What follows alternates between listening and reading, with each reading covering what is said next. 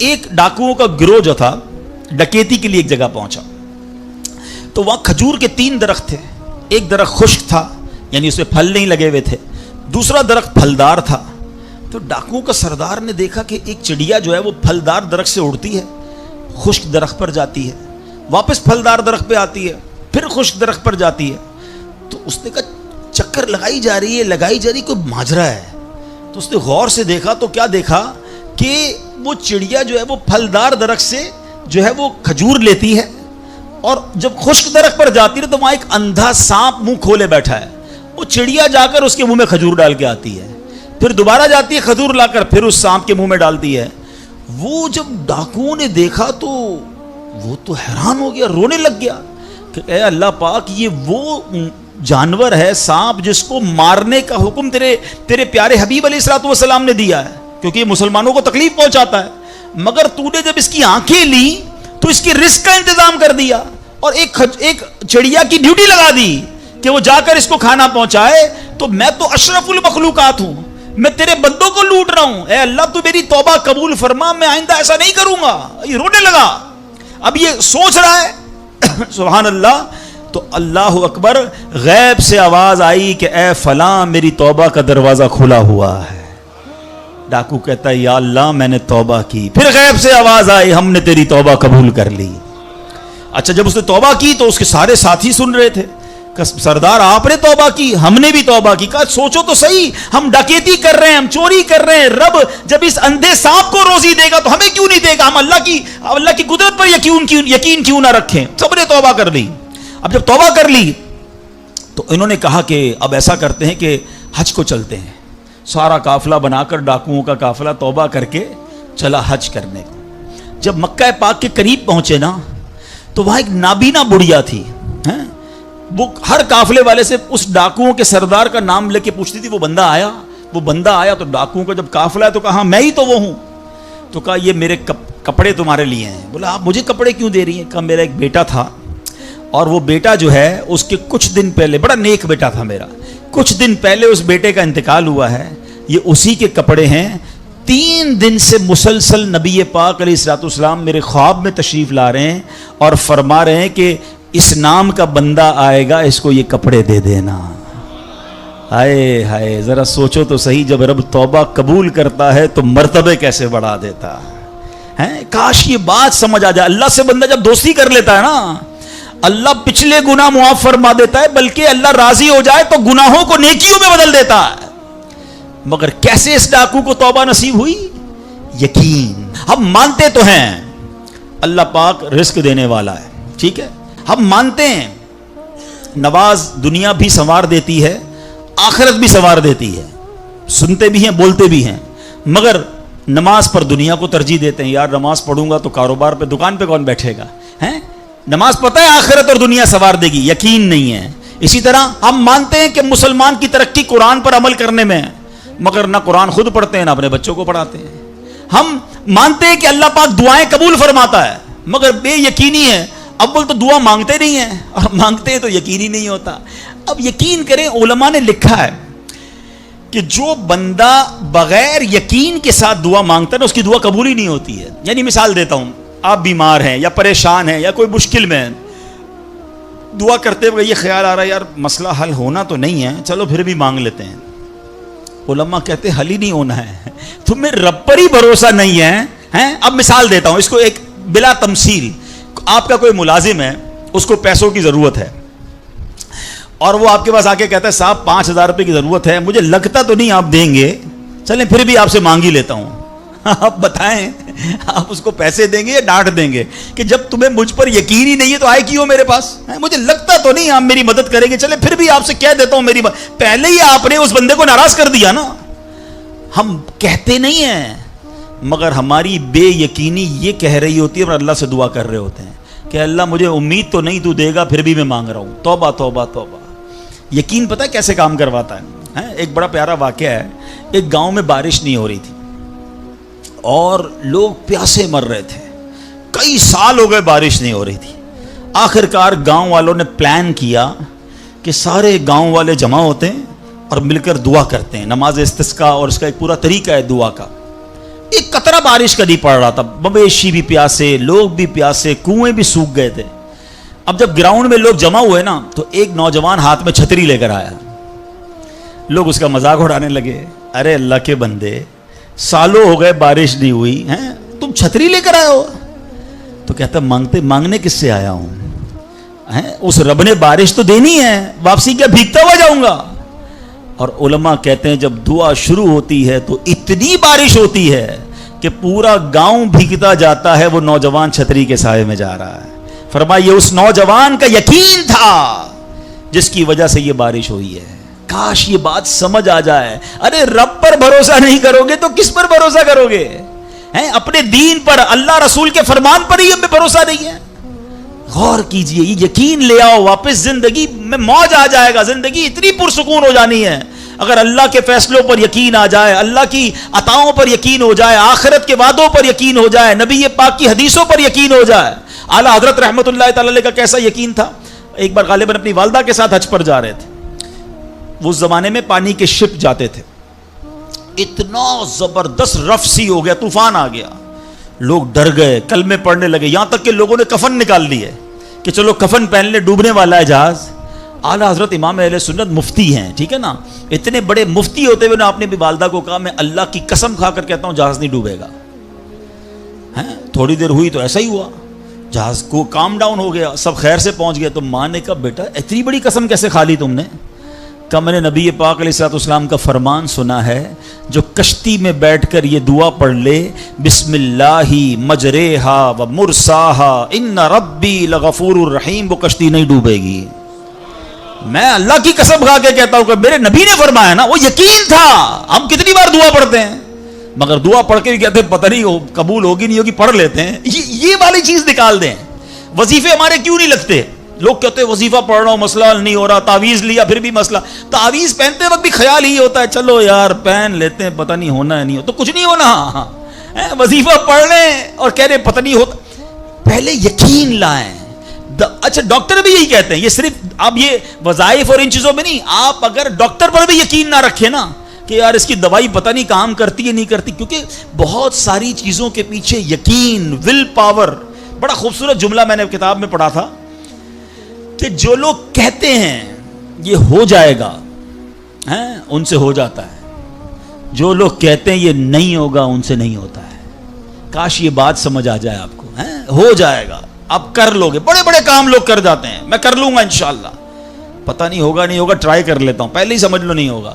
اندر حوصلہ تو لائیں نا، یقین تو لائیں۔ اور سبحان اللہ اگر رب پر ہی بھروسہ نہیں ہوگا تو ہم کدھر جائیں گے؟ کاش حرام کمانے والا، سود کا کام کرنے والا، کاش رشوت لینے والا، ڈاکہ ڈالنے والا، چوری کرنے والا یہ سوچے کہ میں کیوں کر رہا ہوں، ملاوٹ کرنے والا سوچے، اللہ پر بھروسہ تو رکھو یار، رب نے میرا نصیب لکھا ہوا، جو میرے نصیب میں مجھے مل کر رہے گا۔ کاش یہ بات سمجھ آ جائے۔ صدیق اکبر رضی اللہ تعالیٰ عنہ، مسلمانوں کے پہلے خلیفہ، جب آپ نے یہ آیت پڑھی نا قرآن پاک میں، اللہ ارشاد فرماتا ہے وَمَا مِن دَابَّةٍ فِي الْأَرْضِ إِلَّا عَلَى اللَّهِ رِزْقُهَا، اللہ فرماتا ہے اور زمین پر چلنے والا کوئی جاندار ایسا نہیں جس کا رزق اللہ کے ذمہ کرم پر نہ ہو۔ آپ فرماتے کہ جب سے میں نے یہ آیت پڑھ لی، خدا کی قسم میں نے روزی کی فکر کرنا چھوڑ دی ہے، کہ جب اللہ نے ہر کسی کا رزق اپنے ذمے پہ لے لیا تو مجھے کس بات کی ٹینشن ہے؟ کاش ہمیں یہ بات سمجھ آ جائے کہ ہمیں اب ذرا غور کریں۔ ابھی یہ اجتماع ختم ہوگا، اگر میں آپ سب کو کہوں کہ بتائیں آپ کے لیے کیا دعا کروانی ہے، تو تقریباً 70-80% لوگوں نے پتہ کیا کہنا ہے، حضور روزی میں برکت کی دعا کر دیں، کاروبار میں برکت کی دعا کر دیں، نوکری نہیں لگ رہی اس کی دعا کر دیں۔ میں نہیں کہتا یہ دعا نہیں کرنی چاہیے، اللہ سے نہیں مانگیں گے تو کس سے مانگیں گے؟ لیکن کوئی تو کہے کہ میری ایمان پر موت کے لیے دعا کر دیں، میری قبر جنت کا باغ بن جائے اس کے لیے دعا کر دیں، میں آخرت میں جاؤں تو اللہ مجھ سے راضی ہو جائے اس کے لیے دعا کر دیں۔ فرق دیکھیں، میری اور آپ کی ٹینشن کیا ہے؟ دنیا، روزی، مال، حالانکہ اس کا وعدہ ہے، دانے دانے پر لکھا ہے کھانے والے کا نام، مجھے مل کر رہے گا، مگر اللہ نے مغفرت کا وعدہ نہیں کیا ہے۔ اس کی دعا کہاں ہے؟ اس کی ٹینشن کیوں نہیں ہے؟ ایسے کئی لوگ مجھے بھی ملے، آپ کو بھی ملے ہوں گے، یار رات کو نیند نہیں آ رہی، کیوں؟ بس یار کاروبار کی ٹینشن بہت ہے۔ کبھی زندگی میں ایک رات میری اور آپ کی ایسی گزری کہ اس ٹینشن میں نیند نہ آئی ہو کہ قبر میں جاؤں گا تو قبر جنت کا باغ بنے گی یا دوزخ کا گھڑا بنے گی، کلمے والی موت ملے گی کہ نہیں، جنت میں جاؤں گا یا دوزخ میں جاؤں گا، میزان عمل پر جب اعمال تولے جائیں گے گناہ کا پلڑا بھاری ہوگا یا نیکیوں کا پلڑا بھاری ہوگا۔ یار آج جون جولائی کی گرمی، ہیٹ اسٹروک کی باتیں ہو رہی ہیں، 50 ڈگری میں حال برا ہو گیا، سورج 1 میل پر جب ہوگا اور لوگوں کی پیاس زبان سے باہر زبانیں آئیں گی، مجھے جام کوثر نہ ملا تو میرا کیا بنے گا؟ کبھی اس کی ٹینشن، اس کا وعدہ نہیں ہے، یہ اللہ سے دعا کرنی ہے، اس کے لیے کوشش کرنی ہے۔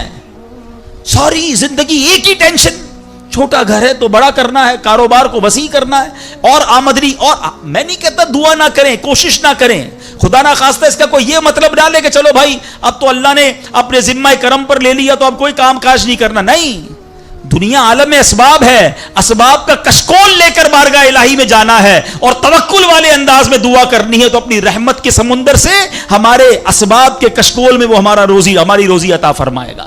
اسباب اختیار ضرور کرنے، مگر اسی فکر میں زندگی تو برباد نہ کر دینا کہ سارا صبح سے لے کر شام تک ایک ہی ٹینشن۔ بھروسہ رکھے رب پر، یقین رکھے رب پر۔ آج حال یہ ہے، بچہ پیدا ہو جائے تو ٹینشن، او ہو اب میرا بچہ ہو گیا، اس کی آگے پرورش میں کیسے کروں گا، اس کی تعلیم کا کیا ہوگا، اور خاص طور پہ بچی پیدا ہو جائے تو ایسے بدبخت لوگ ہیں کہ اب جناب بیوی کو برا بھلا کہہ رہے ہیں، خاندان میں جھگڑے ہو رہے ہیں بچی کے پیدائش پر کہ اب اس کی شادی کیسے ہوگی، یہ تو بوجھ آ گئی ہے، معاذ اللہ۔ سمجھ نہیں آتی کہ جس رب نے بچی دی ہے انشاءاللہ رزق بھی وہی دے گا، اسباب بھی وہی دے گا۔ ارے جب اس نے مجھے پالا ہے وہ اس کو بھی پالے گا۔ کیا خوبصورت بات علماء نے لکھی، جو رب ہاتھی کو من اور چونٹی کو کن دے سکتا ہے وہ مجھے بھی میرا رزق عطا فرمائے گا۔ آپ ذرا سوچے تو صحیح، کس کس کو رزق دیتا ہے۔ حدیث پاک کا مضمون ہے تم اللہ پر بھروسہ کرو، جیسا بھروسہ کرنے کا حق ہے وہ تمہیں ایسے روزی دے گا جیسے پرندوں کو روزی دیتا ہے۔ پرندوں کو سمجھتے کتنی کیسے روزی ملتی ہے؟ کبھی گھونسلے دیکھیں پرندوں کے؟ اچھا پہلے تو یہی نہیں پتا، کراچی والوں کو تو پرندے دیکھنے کو نہیں ملتے، ہم نے درخت کاٹ کے پورا شہری کانکریٹ کا جنگل بنا دیا، ورنہ یہ پوچھے بزرگوں سے، ہم بھی چھوٹے تھے تتلیاں بھی دکھتی تھیں، صبح مدرسے اسکول جاتے تھے تو کوئل کی آواز بھی آتی تھی، اب تو کراچی والوں کے ہارن کی آواز آتی ہے ہم کو، اب تو یہ پرندے بھی چلے گئے۔ کہاں چلے گئے؟ ہم نے درخت کاٹے، ہمیں نظر ہی نہیں کہ درخت ہے کیا۔ آج گاڑی پارک کرنے کے لیے ہر بندہ درخت کا سایہ ڈھونڈ رہا ہے مگر درخت لگاتا نہیں ہے۔ کاش یہ بات سمجھ آ جائے کہ جتنے درخت لگتے جائیں گے شہر یا ملک خوشگوار بھی ہوگا، موسم بھی کول ڈاؤن ہو جائے گا۔ تو اب ذرا سوچیں کہ ہمیں یہ بات سمجھنی ہے کہ یہ گھونسلے، یہ جو حدیث میں سنا رہا تھا بات کہاں سے چلی کہ اللہ پرندوں کو کیسے رزق دیتا ہے۔ آپ کو پتہ پرندے کتنے؟ ایک تحقیق کے مطابق اس دنیا میں جتنے انسان ہوتے ہیں نا، ملٹی پلائی بائی 10 جانور ہوتے ہیں۔ اگر 800 کروڑ انسان ہیں، 8 ارب کے قریب آبادی ہو گئی دنیا کی، 800 کروڑ 8 ارب، تو بتا آپ سمجھو کہ 80 ارب جانور ہیں دنیا میں، اور کہا جاتا ہے ملٹی پلائی بائی 10 کریں اس کو تو اتنے پرندے ہوتے ہیں، یعنی اس کا مطلب 800 ارب کم و بیش پرندے ہیں دنیا میں۔ آپ نے پرندوں کے گھونسلے دیکھے کبھی؟ یہ جب گھر سے صبح اڑتے ہیں نا اپنے گھونسلے سے، سب کے پیٹ خالی ہوتے ہیں، گھونسلے میں کوئی کبڈ نہیں ہوتی ہے، کوئی شام کا دوسرے دن کا چارہ نہیں ہوتا ہے، بچے چھوٹے چھوٹے چھوڑ کر جاتے ہیں، مگر یہ 800 ارب پرندے جب شام کو گھونسلے میں آتے ہیں اللہ سب کو رزق دے چکا ہوتا ہے۔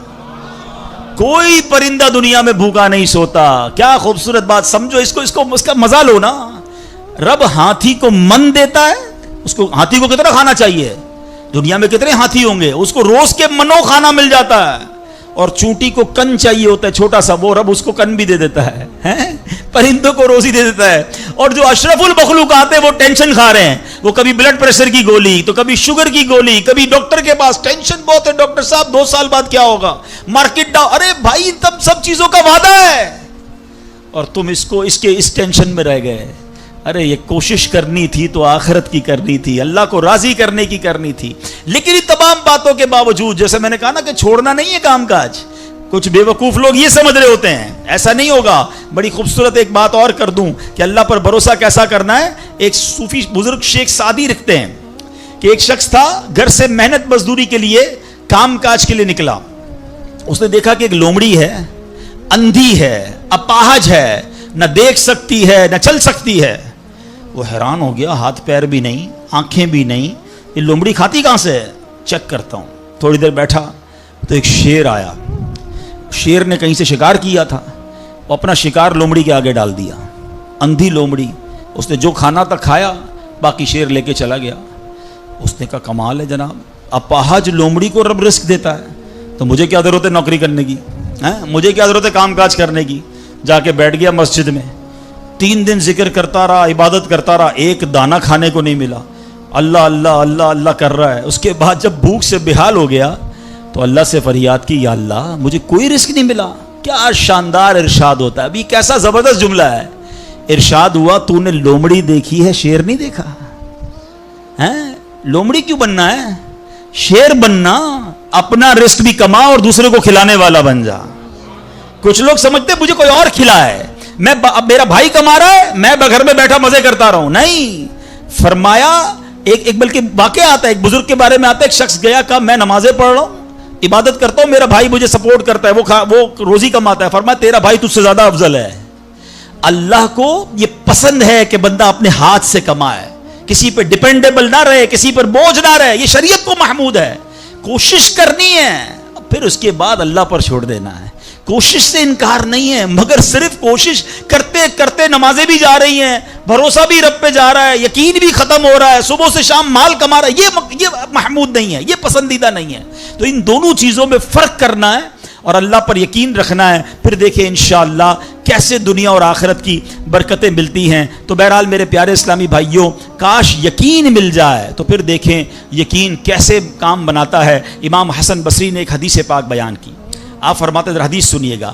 پیارے آقا علیہ الصلوۃ والسلام فرماتے ہیں, لوگوں کو اس دنیا میں سب سے بہترین چیز یقین اور عافیت عطا کی گئی ہے, لہذا اللہ پاک سے ان دونوں چیزوں کا سوال کیا.